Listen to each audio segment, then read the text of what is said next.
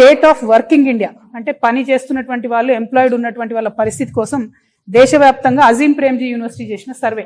దీంట్లో ఏమొచ్చిందంటే ఎంత దారుణం అంటే ప్రతి 4 డిగ్రీ చేసినటువంటి తెలంగాణ బిడ్డలలో, మగపిల్లలలో 4 డిగ్రీలు చేస్తే ఒక్కరికి మాత్రమే ఉద్యోగం ఇవ్వగలుగుతున్నాం.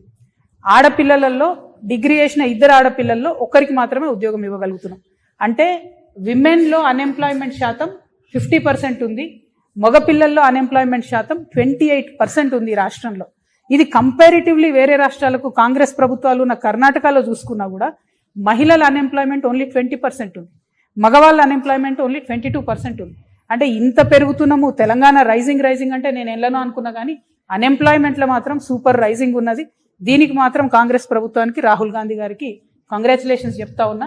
ఎందుకంటే మీరు వచ్చి అశోక్ నగర్లో ఫేకిను రాహుల్ గాంధీ గారు, మిమ్మల్ని ఇయాలటి నుంచి మా హైదరాబాద్లో సలీం ఫేకు అని ఉంటాడు. ఆయన సినిమాలలో మస్తు నవ్విస్తాడు మనందరిని. హైదరాబాదీ స్లాంగ్ని, హైదరాబాదీ ఫేకుని, ఆ కామెడీని ఆయన మొత్తం ఇండియా వైడ్ పాపులర్ చేసింది.